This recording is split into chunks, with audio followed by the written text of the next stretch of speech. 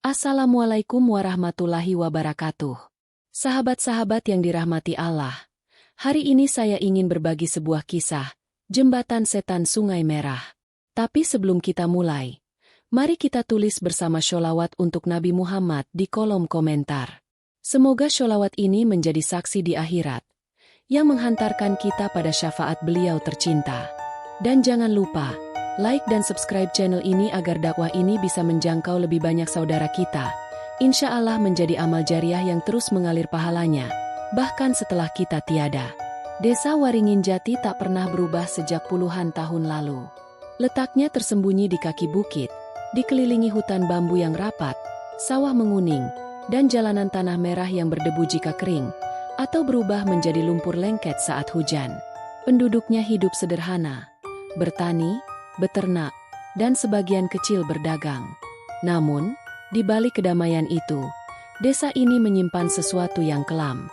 Sungai kecil yang mengalir di tengah desa itu dikenal dengan nama Sungai Merah, karena warna airnya yang keruh, kadang kecoklatan, tapi sering tampak kemerahan, seperti warna darah yang larut dalam air.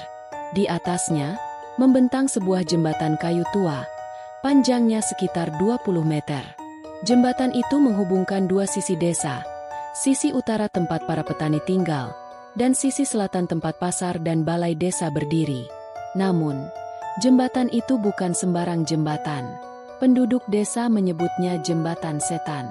Setiap tahun, terutama saat bulan purnama pertama setelah tanggal 17 Agustus, selalu ada yang meninggal di jembatan itu.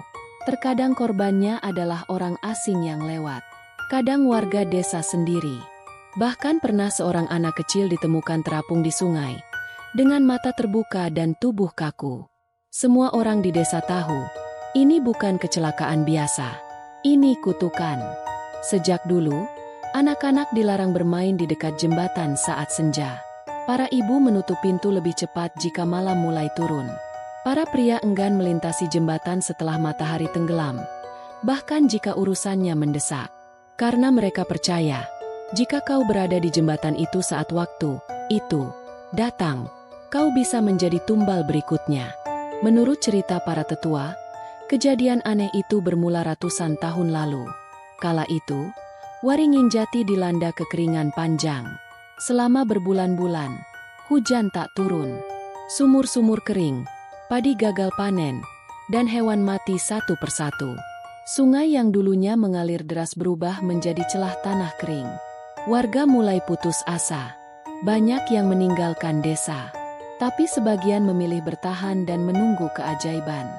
Lalu, pada suatu malam yang sunyi, datanglah seorang laki-laki asing. Tubuhnya tinggi, mengenakan jubah hitam dari bahan yang tak dikenali. Wajahnya selalu tertutup tudung, dan mata yang terlihat di balik bayangan tampak bersinar merah. Orang-orang takut, tapi juga penasaran. Laki-laki itu bicara di balai desa, ditemani kepala kampung dan para tetua. Suaranya dalam, berat, namun menenangkan. Ia menawarkan bantuan. Ia bisa menghidupkan kembali sungai, mengembalikan hujan, dan membuat tanah kembali subur. Tapi ada syaratnya. Air akan mengalir lagi.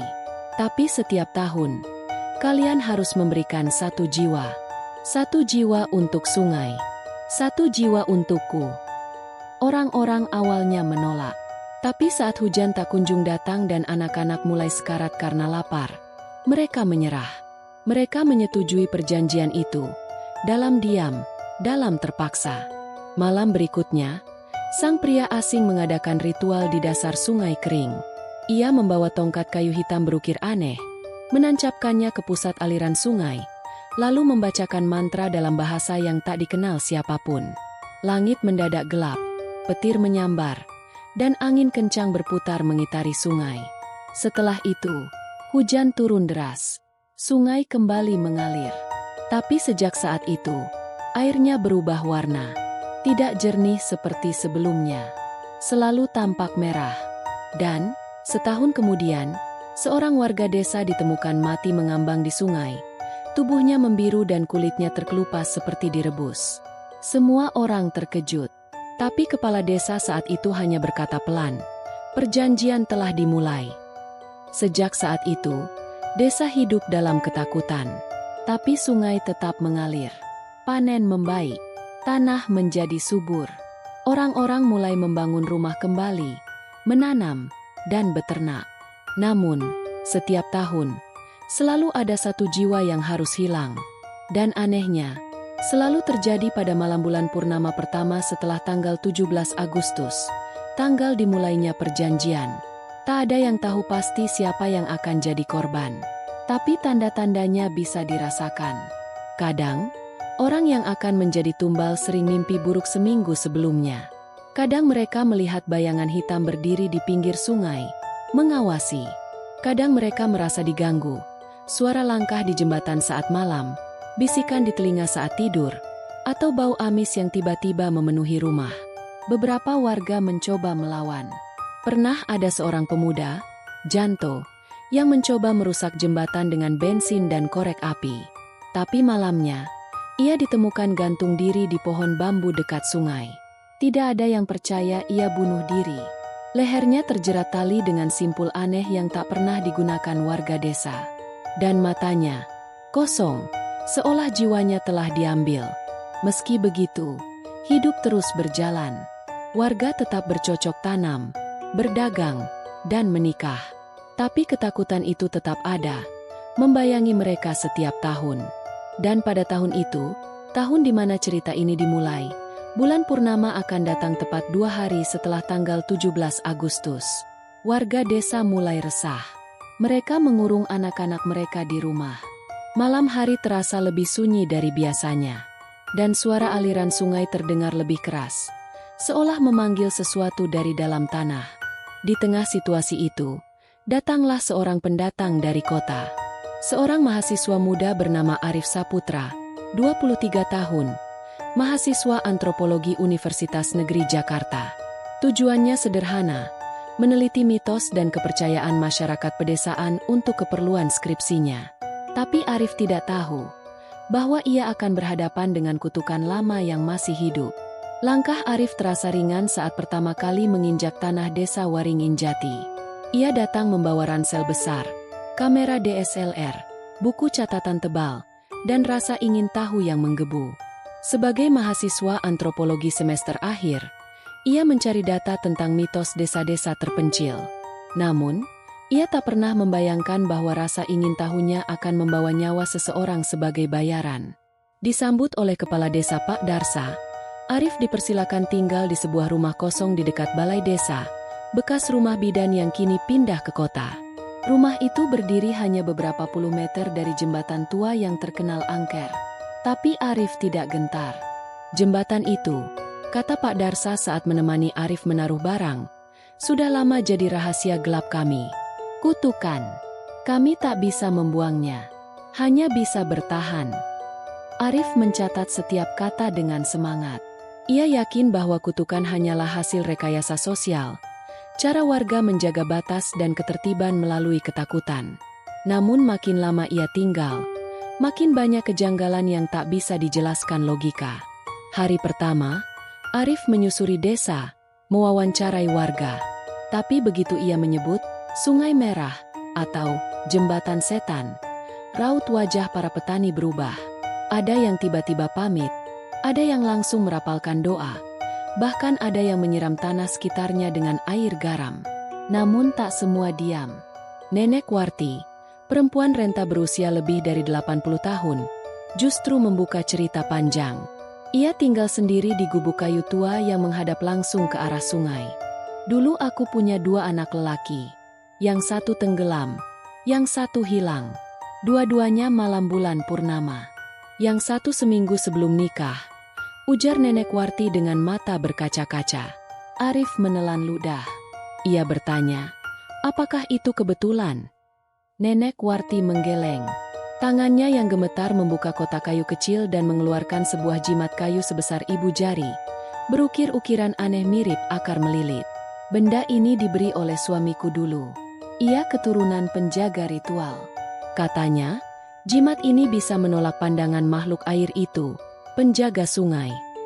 Makhluk itu nyata? Tanya Arif. Nyata. Tapi tidak selalu bisa dilihat manusia. Hanya yang ditandai.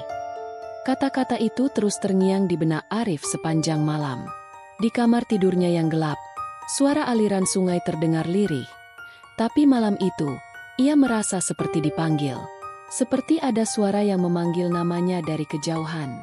Hari keempat, Arif mulai memetakan pola. Ia mencocokkan tanggal kematian warga desa yang pernah menjadi korban, dan semuanya menunjukkan satu kesamaan. Bulan purnama pertama setelah tanggal 17 Agustus. Dalam catatannya, 14 tahun terakhir tidak pernah meleset. Bahkan saat ada warga yang kabur dari desa sebelum tanggal itu, kematiannya tetap ditemukan di hilir sungai. Ia mulai percaya bahwa ada sesuatu yang menjaga perjanjian yang dibuat ratusan tahun lalu. Ia bahkan menemukan lembaran tua dalam naskah milik Pak Darsa, semacam catatan warisan kepala desa dari masa ke masa, yang menyebutkan, jika tidak diberikan satu jiwa, maka sungai akan mengambil lebih dari satu. Ia lapar, ia haus, dan ia tidak bisa dibohongi. Puncaknya, malam tanggal 20 Agustus, langit mulai bersih. Malam itu adalah bulan purnama pertama setelah tanggal 17. Warga mulai mengunci rumah lebih cepat. Tak ada suara dari surau.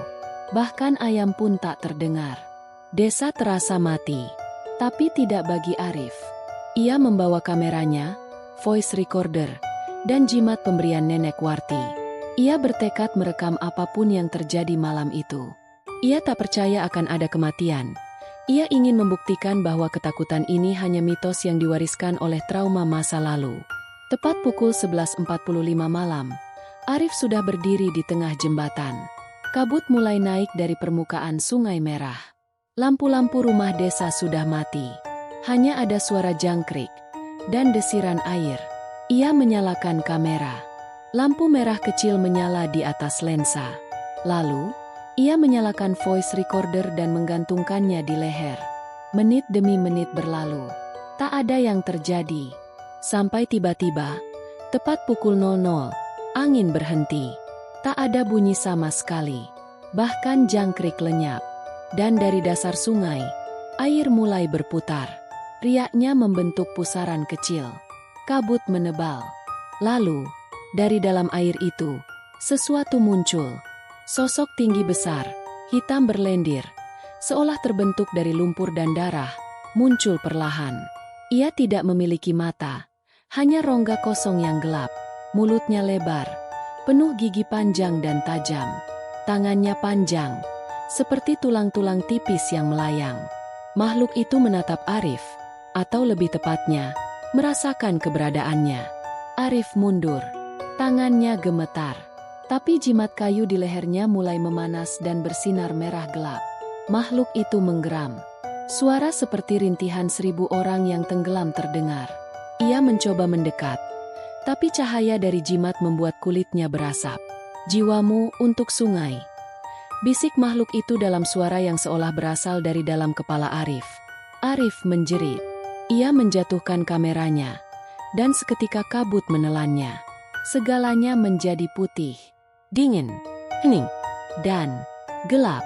Pagi hari setelah malam purnama itu, desa Waringin Jati diselimuti keheningan yang tak biasa. Matahari naik perlahan di balik kabut, tapi tidak ada ayam berkokok, tidak ada suara cangkul, tidak ada hiruk-pikuk pasar pagi. Di tengah suasana itu, Pak Darsa berjalan terburu-buru menuju jembatan. Kabar yang ia dengar dari seorang anak kecil membuat darahnya membeku. Ada orang yang pingsan di tengah jembatan, Pak. Saat ia tiba, beberapa warga sudah berkerumun dari kejauhan, tak berani mendekat. Di sana, tepat di tengah jembatan, terbaring Arif, tubuhnya kaku, matanya terpejam, wajahnya pucat. Di tangannya tergenggam erat jimat kayu yang kini hangus dan retak. Kamera dan voice recordernya tergeletak rusak, seolah terbakar dari dalam. Pak Darsa dan 2 orang pemuda segera mengangkat Arif ke rumah kepala desa. Mereka tak memanggil mantri, karena semua tahu, ini bukan sakit biasa. Arif terbaring selama 3 hari 3 malam. Tubuhnya dingin seperti es, tapi nafasnya ada. Wajahnya kosong, tanpa mimik. Beberapa warga berkata ia mungkin kerasukan. Sebagian lainnya percaya jiwanya belum kembali. Tapi Pak Darsa tidak menyerah. Malam keempat, saat ia duduk di sisi ranjang Arif, tiba-tiba pemuda itu membuka mata. Seketika, lampu gantung berkedip. Di luar, angin menderu. Pak Darsa gemetar, tapi Arif hanya menatap kosong, lalu berkata lirih, "Dia sudah kembali tidur untuk sekarang." Dan ia pingsan lagi. Sejak kejadian itu, kehidupan di Waringin Jati berubah. Tak ada lagi korban setiap tahun. 2 tahun berlalu, dan tak satu pun jiwa menghilang pada bulan purnama. Warga mulai percaya bahwa kutukan telah berakhir. Namun, Arif tak pernah kembali ke Jakarta. Setelah ia sembuh, ia menjadi pendiam. Ia tak menulis skripsi. Ia tak menyentuh kamera. Ia hanya berjalan-jalan di sekitar sungai, mengamati air, menandai alirannya, dan kadang-kadang berbisik sendiri di tengah jembatan. Beberapa orang percaya Arif telah menjadi semacam penjaga baru. Ia tahu sesuatu yang tak mereka mengerti. Ia telah masuk ke dunia yang tak terlihat. Dan ia kembali membawa sebagian dari sana. Hingga pada suatu malam, Arif menghilang. Tanggal 20 Agustus, tepat 2 tahun setelah malam purnama itu, warga bangun pagi tanpa Arif. Ia tak ada di rumah kepala desa. Kamarnya kosong, ranjangnya bersih. Hanya ada sebuah catatan di atas meja. "Jika sungai lapar lagi, biarlah aku jadi penawarnya." Mereka mencarinya selama berhari-hari. Hutan, sawah, bahkan dasar sungai dikeruk. Tapi tak ada jejak, tak ada darah, tak ada tubuh. Namun, kamera Arif ditemukan di tengah jembatan. Kamera itu sebelumnya rusak total, tapi kini berfungsi. Baterainya penuh. Di dalamnya hanya ada satu video. Isi rekaman. Malam gelap. Kamera terguncang seolah dipegang tangan gemetar. Terlihat Arif berdiri di jembatan, menatap air yang beriak. Tiba-tiba, muncul kabut. Suara air menjadi keras. Dari sungai, sosok makhluk hitam berlendir itu muncul kembali. Tapi kali ini, ia tidak marah. Ia hanya diam, memandangi Arif. Arif berbicara dengan suara pelan. "Ambillah aku, tapi hentikan semua ini. Jangan ambil mereka lagi." Makhluk itu mengangguk perlahan. Ia mengangkat tangannya, lengan panjang dan kurus, lalu menyentuh dada Arif. Seketika, tubuh Arif bersinar merah, lalu menghilang. Tanpa suara, tanpa bekas. Video berakhir. Warga desa menonton dengan napas tertahan. Tak ada yang bicara, tak ada yang menangis. Mereka hanya berdiri diam, paham bahwa Arif telah menggantikan perjanjian. Ia bukan korban, ia adalah penebus. Jiwa terakhir untuk menutup kutukan. Sejak itu, jembatan setan tidak lagi disebut setan. Warga menamainya ulang sebagai Jembatan Arif, sebuah penghormatan untuk seseorang yang datang bukan untuk melawan, tetapi mengorbankan diri demi orang lain. Namun, sebagian warga tahu, dalam hati mereka, bahwa kutukan tidak benar-benar hilang. Ia hanya diganti, diikat, ditidurkan. Dan selama sungai itu tetap mengalir merah, selama airnya masih berbisik di malam hari, maka sungai itu belum kenyang. Epilog. Beberapa tahun kemudian, seorang turis dari kota datang ke Waringin Jati. Ia penasaran dengan legenda Jembatan Arif dan ingin merekam video dokumenter. Saat malam purnama, ia nekat berdiri di jembatan, membawa kamera modern dan drone. Tapi esok harinya, hanya dronenya yang ditemukan. Terbang melayang-layang, memutar video terakhir. Dalam rekaman itu, terlihat air sungai beriak.